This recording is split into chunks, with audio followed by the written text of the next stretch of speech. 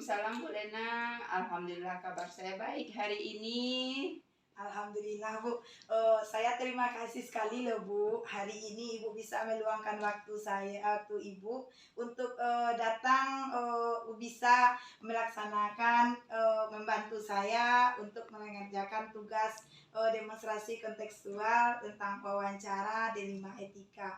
Saya sangat tahu bahwa Ibu adalah orang yang sangat sibuk, selain sebagai kepala sekolah, juga pengajar praktik, belum lagi kegiatan instrukturnya. Tapi alhamdulillah Ibu dengan murah hati dan senang hati meluangkan waktunya sore ini untuk datang ke sekolah saya. Saya segan Bu, seharusnya saya yang datang ke sekolah Ibu, tapi malah Ibu yang datang ke sini kan. Sama-sama Bu Lena, saya juga senang bertemu dengan Bu Lena. Karena kesempatan ini pun susah kita cari, namun karena izin Allah juga kita dipertemukan dan bisa saling berkolaborasi. Baik Bu Lena, apa sebetulnya apa yang bisa saya bantu?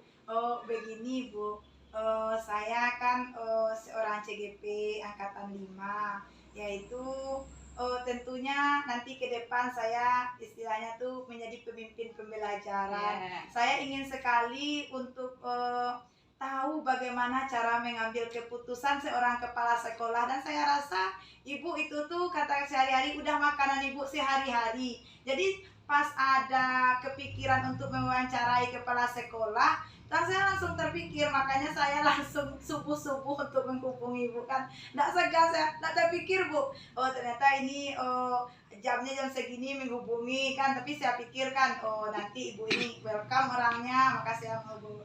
Begini Bu, saya menginginkan sebuah cerita dari Ibu. Bagaimana nanti Ibu dalam mengambil keputusan di sekolah Ibu. Tandanya terjadi sesuatu permasalahan, bagaimana Ibu mengambil keputusan yang nantinya ini akan menjadi pelajaran juga untuk saya ke depannya Bu. Baik Ibu, untuk mengambil keputusan itu hal yang sangat berat ya Bu ya. Juga harus banyak pertimbangan yang harus kita lakukan. Di sini saya akan bercerita tentang pengalaman saya mengambil keputusan, yaitu saya sebagai kepala sekolah di SD 14 Kinali yang sudah bertugas lebih kurang 5 tahun. Apa yang Ibu sampaikan tadi memang banyak sekali permasalahan-permasalahan yang timbul dan harus mengambil keputusan. Keputusan yang sangat berat saya ambil ketika akhir semester, pas di semester genap, kenaikan kelas. Ada rapat, ya namanya rapat naik tinggal kelas. Untuk persyaratan naik tinggal kelas bawah dengan kelas atas tentu berbeda. Kalau kelas bawah, itu syaratnya anak harus pandai membaca, cari hitung ya Bu ya. Nah, setelah itu termasuk juga dengan sikapnya, juga dengan absensinya. Baik, masalahnya begini. Ketika saya meminta data kepada guru dari mulai kelas bawah, mengungkapkan guru kelas 1, Ibu, saya akan meninggalkan seorang anak dari 4 anak yang saya rencanakan, tapi ada 1 anak yang harus saya tinggalkan. Saya ambil catatan. Lanjut ke kelas berikutnya sampai selesai. Yang saya terfokus yaitu dari yang kelas 1 tadi Bu. Dari kelas 1, guru kelas 1 tadi. Karena guru kelas 1 menyampaikan anak ini Bu, memang dia rajin. Sikapnya baik. Tetapi setelah dilakukan beberapa kali pendampingan untuk mengajar membaca, tidak juga dapat. Kunci kita kan hanya beberapa kali. Nah, ya Bu ya. Namun demikian saya juga bertanya. Saya tanya kepada guru tersebut, sejauh mana usaha yang sudah Ibu lakukan untuk anak ini bisa membaca. Karena kita tahu di kelas 1 itu kan 1 tahun ya Bu ya. Kalau memang betul melakukannya, tentu saja pasti ada perubahannya. Guru tersebut menjawab, saya melakukannya Bu hanya beberapa kali saja sepulang sekolah. Pun saya menambahkan, kalau memang baru beberapa kali, apakah tidak bisa bimbingan tersebut dilakukan dengan cara membuat program yang dilaksanakan sesuai dengan jadwal dan dilakukan secara kontinu terus-menerus. Terus Bu, kendalanya waktu pembelajaran tidak tercapai Bu kalau saya harus membimbing anak ini. Namun saya beri pendapat, usaha lain selain dari jam pelajaran kapan bisa Ibu lakukan? Saya tidak bisa Bu, katanya. Saya tidak bisa. Jadi dari permasalahan tersebut, saya menginginkan anak ini tetap naik kelas karena pembelajaran kita harus berpihak pada siswa. Kita dengan mempertimbangkan, satu, anak itu rajin, sikapnya baik, waktu yang digunakan dalam 1 tahun tersebut cukup lama, berapa biaya yang dikeluarkan oleh orang tua, putus harapan dari orang tua, mental anak akan akan terganggu mentalnya. Jangan-jangan kalau dia ditinggalkan nanti dia tidak mau sekolah lagi. Terus saya sampaikan kepada wali murid, memang sudah bulat tekad Ibu untuk meninggalkan, apakah tidak ada usaha lain supaya anak ini bisa naik kelas? Nah, tadi dari wali kelas mengatakan, baik Bu, saya akan karena waktu naik kelas itu masih ada waktu, tenggang waktu selama lebih kurang 2 minggu lagi Bu, maka guru kelas 1 tadi menginginkan, atau saya menginginkan kepada wali murid tadi untuk melaksanakan bimbingan kepada siswa kita tadi kelas 1, si Anton namanya Mbak Bu, itu supaya melakukan bimbingan agar Anton bisa membaca dan bisa naik kelas lagi. Nah, jadi alhamdulillah guru kelas 1 tadi menerima Bu keputusan tersebut dan dia akan melaksanakannya secepat mungkin. Nah, setelah seminggu dia melaporkan kepada saya perkembangan dari usaha yang dilakukan tersebut. Alhamdulillah, yang mana Anton tadi memang betul-betul butuh bimbingan Bu, karena kita tahu karakter anak itu berbeda-beda. Mungkin ada yang harus dibimbing khusus, ada yang harus anak kan ada 3 macam, ada anak audio, anak visual, dan anak kinestetik. Jadi termasuklah dia anak yang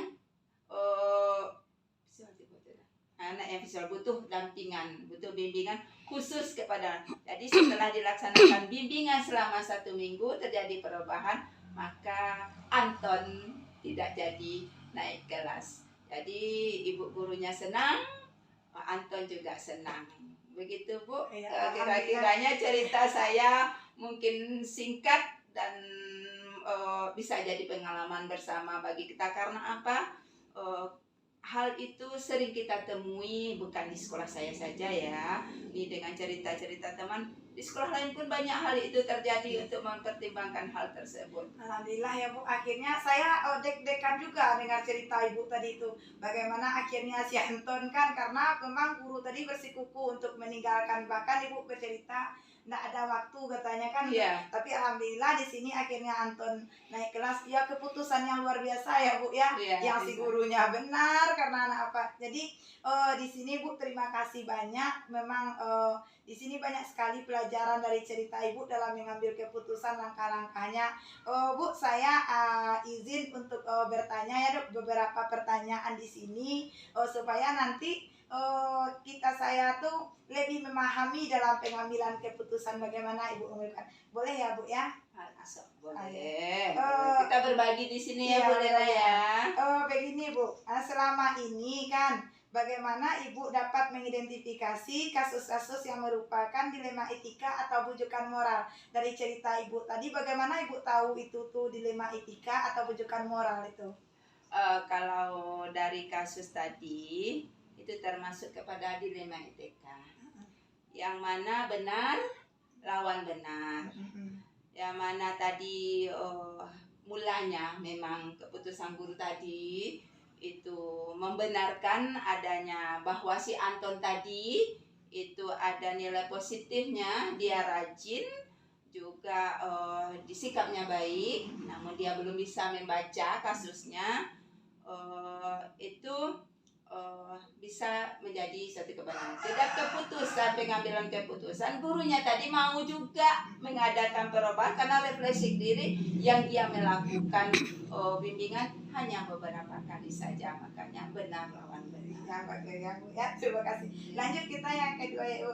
Selama ini bagaimana Ibu menjalankan pengambilan keputusan di sekolah Ibu? Terutama untuk kasus-kasus di mana ada dua kepentingan yang sama-sama benar atau sama-sama mengandung nilai kewajiban. Maksudnya di sini sebenarnya keputusan yang pertama tadi sudah benar, Bu, meninggalkan gitu kan. Keputusan Ibu yang kedua untuk menganjurkan menaikkan juga benar. Bagaimana Ibu di sana mengambil keputusannya tadi? Untuk mengambil keputusan tersebut, saya juga mempertimbangkan bahwa pembelajaran harus berpihak kepada siswa. Iya, terutama siswa di sini ya, Bu. Iya, karena apa? Hak anak. Jangan kita abaikan, itu hak anak kita. Dengan berbagai macam pertimbangan, hak anak jangan pernah diabaikan. Iya, bagus sekali Ibu. Saya sangat bangga dengan keputusan Ibu tadi. Memang mementingkan kita sekarang pendidikan yang berpihak kepada anak ya, Bu. Lanjutkan langkah-langkah atau prosedur seperti apa yang bisa Ibu lakukan selama ini? Langkah-langkahnya Ibu dalam mengambil keputusan tadi itu, apa langkah-langkah Ibu? Baik Ibu Lena, langkah yang saya ambil untuk mengambil keputusan yang pertama, tentu saja kita identifikasi kasusnya dulu ya. Kita tanyakan kepada yang bersangkutan, pokok permasalahannya apa, kita identifikasi. Setelah itu kita libatkanlah orang-orang yang terkait seperti siswa, kita tanya dulu karena siswa itu kalau kelas bawah jujur loh, Bu. Setelah itu kita tanya pula wali kelasnya, kita satukan apakah betul cerita ini. Setelah itu kita bawakan ke forum, kita samakan dengan guru-guru yang ada di sekolah. Untuk karena mengambil keputusan cukup sendiri loh, Bu. Baru nanti bekerja sama. Jadi Ibu walaupun sebagai seorang kepala sekolah nggak pernah ngambil keputusan sendiri ya, Bu. Nggak boleh, itu diktator, Bu.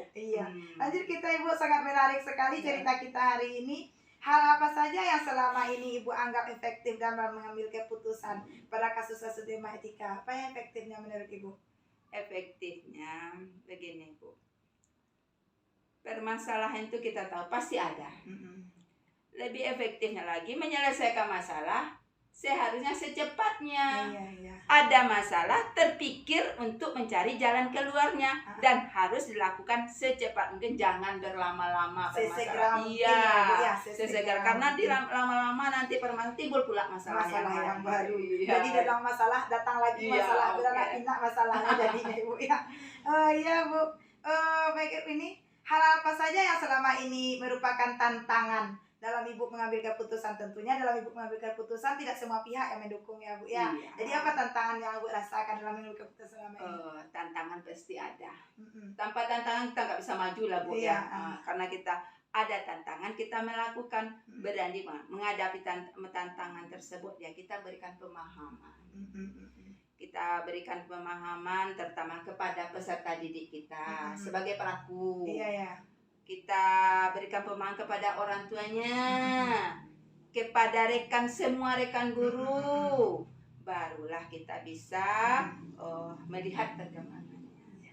Iya Bu, kita lanjut Ibu. Apakah Ibu memiliki sebuah tatakan atau jadwal tertentu dalam pengambilan keputusan ini, Bu? Contohnya kasus ini sebulan ke depan atau 15 hari ke depan harus ada prosedurnya dulu, atau memang Ibu pas ada kasusnya langsung diselesaikan?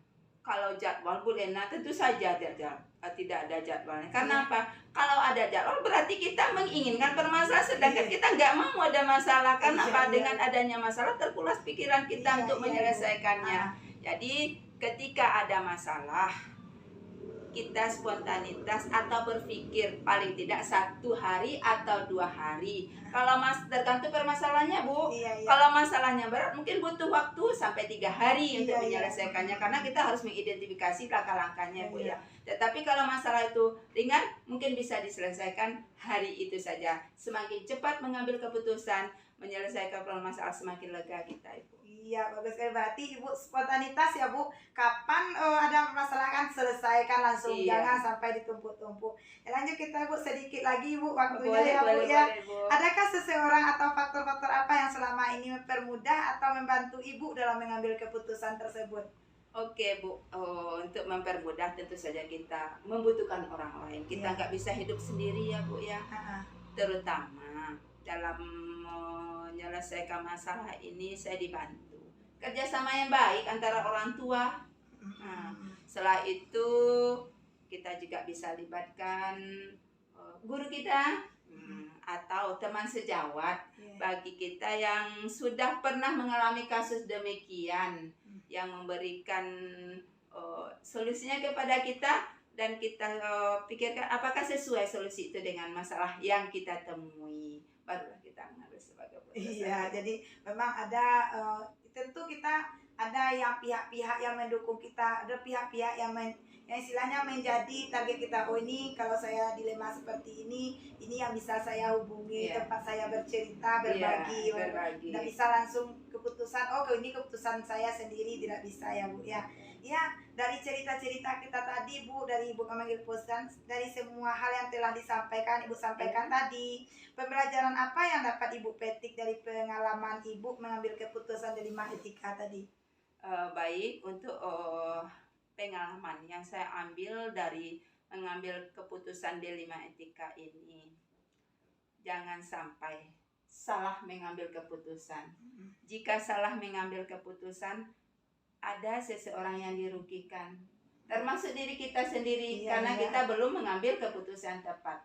Untuk itu, pilihlah, baru putuskan, rangkul orang lain, berkolaborasi bekerja sama, berkolaborasi dengan pihak yang bisa membantu kita. Mungkin itu boleh.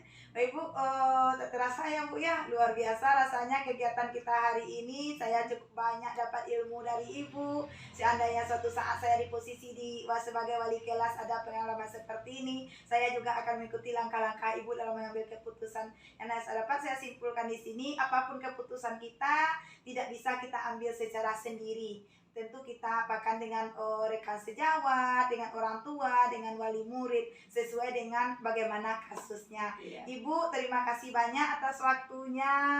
Mohon maaf dalam pelayanan yang kurang berkenan seperti ini, dan saya berharap untuk kedepannya terus bimbingan dari Ibu nantinya. Terima kasih ya, Bu, ya, karena waktu juga seperti ini. Sebenarnya saya ingin berlama-lama, tapi nampak saya Ibu sudah dapat WA tadi kan, selesaikan juga jadinya. Terima kasih banyak ya, Bu. Sama-sama, Bu Lena. Jika ada salah janggalnya dalam pembicaraan kita ini, saya juga mohon maaf. Insya Allah kedepannya kita bisa berkolaborasi. Mungkin ada pula yang saya minta pelajaran. Kita kan sering belajar. Iya. Nah, jadi kita minta belajar, saya berkolaborasi sama Ibu. Ya, Bu, Ibu juga bersedia kan? Iya, bersedia, Bu. Terima Bersedia kasih. sekali. Terima kasih, Bu. Sama-sama. Mohon maaf. Bersedia. Assalamualaikum warahmatullahi wabarakatuh. Waalaikumsalam warahmatullahi wabarakatuh.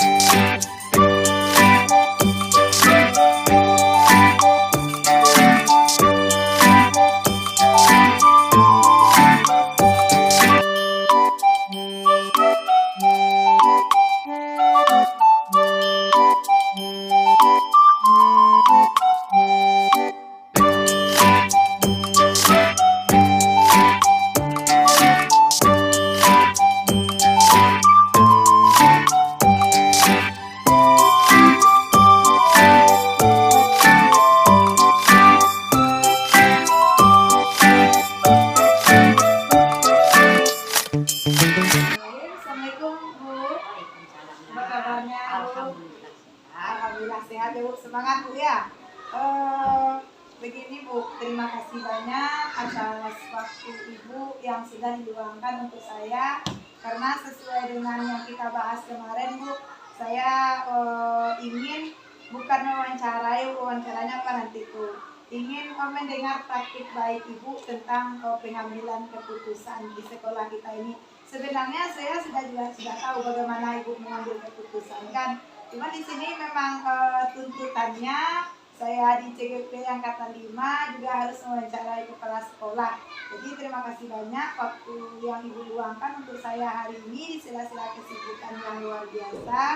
Jadi di sini Bu, saya ingin Ibu berbagi pengalaman dalam pengambilan keputusan. Insya Allah. Bersedia ya Bu ya? Jadi kira-kira apa permasalahan Ibu rasanya Ibu mengambil keputusan yang rasanya Ibu berat untuk mengambil keputusannya? Gitu. Begini, nah Ibu juga bertanya dulu ya. Permasalahan ini di sekolah kah, di keluarga kah, atau permasalahannya di mana? Sebenarnya kita Bu, baik karena kita adalah sebagai rumah sebagai orang tua, di sekolah Ibu sebagai pemimpin. Jadi masalah itu bisa saja, boleh masalah Ibu di rumah, boleh masalah Ibu di sekolah, hanya apa aja Ibu untuk menceritakannya. Begini ya Nak, karena suatu pengalaman ya, mungkin Ibu sudah juga di sini, yaitu mengenai masalah dalam keluarga.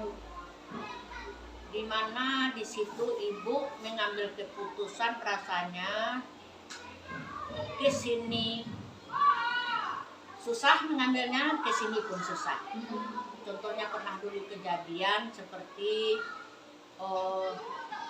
Bu Lena tahu, anak Ibu yang paling tua di daerah utara Medan pernah mengalami sakit. Sementara di sekolah begitu banyak kegiatan harus dilaksanakan. Jadi dipilah-pilah, direnungkan bagaimana keputusan itu supaya di sini tidak rugi, di sini pun bisa kita untuk melaksanakan permasalahan itu bisa kita pecahkan, tidak merugikan salah satu. Jadi Ibu ambillah keputusan. Waktu itu anak Ibu sakit, datang telepon dari sana. Di sana pun sanak famili tidak ada. Jadi diambillah keputusan. Waktu itu pun di sekolah kegiatan kita sangat banyak yang harus dilaksanakan. Kata Lena tadi, acara itu padat, belum lagi laporan ini, belum lagi ini. Sudah itu diambillah keputusan berembuk di rumah. Dirembuk di rumah sama bapak, bercerita sama bapak, Pak begini si anak kita sakit, sementara kegiatan di sekolah tadi, bagaimana kita untuk memecahkan masalah ini. Jadi Ibu ambillah keputusan waktu itu, Ibu yang mengerjakan tugas sekolah, sementara disuruh bapak yang pergi dulu melihat anak ke Medan. Setelah kegiatan di sekolah selesai, baru Ibu berangkat. Mungkin itu yang pernah Ibu ambil keputusan di sekolah. Satu keputusan yang sulit ya Bu. Sulit untuk kalau saya pribadi Bu, belum tentu saya bisa untuk mengambil keputusan seperti Ibu tadi ya. Kenapa? Karena di satu sisi kita sebagai orang tua, anak yang jauh di rantau, tidak ada istilahnya untuk tempat dia berbagi cerita. Sementara kita di sekolah punya tanggung jawab juga yang Ibu embannya. Ya, kerasa saya keputusan yang luar biasa Ibu ambil saat itu, sehingga Ibu akhirnya memilih untuk tetap menyelesaikannya di sekolah dulu, baru dengan berbagi dengan bapak, akhirnya bapak setelah ini selesai baru Ibu berangkat. Begini lagi Nak, misalkan Ibu berangkat ke Medan, ditinggalkan di sekolah, sementara ini untuk kepentingan orang banyak. Pengambilan keputusan yang luar biasa, mungkin tidak semua orang yang bisa untuk mengambil keputusan seperti itu. Suatu ilmu yang baru bagi saya itu untuk dalam pengambilan keputusan, karena saya di sini calon guru pembela yang insya Allah nantinya akan menjadi pemimpin pembelajaran. Tentunya di kelas saya nanti akan banyak sekali masalah-masalah yang saya temui yang nanti yang akan saya putuskan tentunya keputusan yang berpihak kepada peserta didik saya ya Bu ya. Sangat tertarik sekali saya dengan masalah Ibu tadi. Tentunya untuk memperdalam pemahaman saya Bu, saya izin ya Bu ya menanyakan beberapa poin nanti kepada Ibu. Boleh Bu? Boleh, insya Allah akan dijawab ya. Mungkin juga semampu Ibu untuk menjawab. Iya Bu, kita berbagi praktik baik saja Bu, tidak ada yang benar dan tidak ada yang salahnya gitu. Yang pertama Bu, pertanyaan saya di sini, selama ini kan Ibu bagaimana Ibu dapat mengidentifikasi Bu bahwa kasus-kasus yang merupakan dilema etika atau bujukan moral? Contohnya di penyelesaian masalah Ibu tadi, bagaimana Ibu tahu bahwa itu dilema etika atau bujukan moral seperti itu? Mungkin di dalam dilema etika, mungkin kita di sini mengambil keputusan kedua-duanya kita anggap benar, tetapi kita memilih di antara yang dua itu yang lebih benarnya. Berarti kasusnya sama-sama benar Sama-sama benar keduanya, keputusan. tetapi kita pilih lagi mana yang lebih benar di antara dua yang benar. Contohnya tadi kasus Ibu tadi ya. Ya. Berarti melihat anak itu karena yang benar Itu karena benar, kita ya. sebagai Orang tua, namun tanggung disebut jawab sebagai tuntutan kita sebagai kepala sekolah. kepala sekolah juga lebih benar. Lebih Akhirnya benar. Ibu memutuskan yang paling benar yaitu yang berpihak Yang kepada berpihak orang kepada banyak. orang banyak. Iya. Kalau untuk bujukan moralnya, yaitu mengambil keputusan kita sudah tahu mana yang benar dan mana yang salah. Jadi seandainya ini yang kita putuskan itu salah nanti kan Bu ya. Iya. Yang bagusnya sebenarnya yang Yang ini. ini. Jadi itu bedanya antara dilema etika dan bujukan moral ya Bu. Lalu kita ke pertanyaan nomor 2 ya Ibu. Selama ini bagaimana Ibu menjalankan pengambilan keputusan di sekolah Ibu? Ini yang kita kajian di sekolahnya ya Bu ya. Terutama untuk kasus-kasus di mana ada dua kepentingan yang sama-sama benar atau sama-sama mengandung nilai kebajikan. Jadi di sini kasusnya ini memang semuanya bagaimanapun penyelesaiannya sama-sama benar keduanya. Tentu di sini Ibu akan mengambil keputusan tentu yang berpihak kepada siswa dan sekolah. Sini itu memang Ibu mementingkan tentang kepentingan siswa dan sekolah. Bagus sekali Ibu, nampaknya Ibu memang telah melaksanakan yang namanya itu yang umumnya dulu ya Bu ya, melaksanakan yang umum, kepentingan umum, meletakkan kepentingan umum di atas kepentingan pribadi. Jadi kita Bu, langkah-langkah atau prosedur seperti apa yang bisa Ibu lakukan selama ini dalam pengambilan keputusan itu? Dalam mengambil keputusan yang selama ini, insya Allah Ibu adakan dulu identifikasi dulu permasalahannya. Habis itu andai kita tidak bisa memecahkan sendiri, kita bekerja sama dengan sesama guru. Setelah itu baru kita ambil keputusan yang ini juga berpihak kepada siswa dan sekolah. Jadi Ibu mau tidak langsung kita pecahkan, ini masalahnya, ini keputusannya. Tidak. Tapi Ibu identifikasi dulu. Ya. Baru Ibu bicarakan dengan majelis guru, baru kita nanti ambil keputusan yang berpihak kepada siswa. Bagus sekali Ibu ya. Nanti ilmu-ilmu baru ini yang akan saya terapkan nanti Ibu.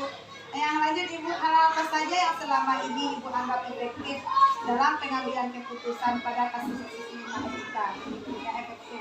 Yang Ibu anggap efektif yaitu yang seperti contohnya tadi ya Pak Lena ya, yaitu kita mengambil keputusan itu untuk kepentingan bersama atau mendahulukan kepentingan bersama daripada kepentingan pribadi. Iya, karena kita di sini ya, nah Ibu seorang pimpinan ya Bu ya, seorang pimpinan itu memang harus mementingkan dulu yang bersama kepentingan orang banyak.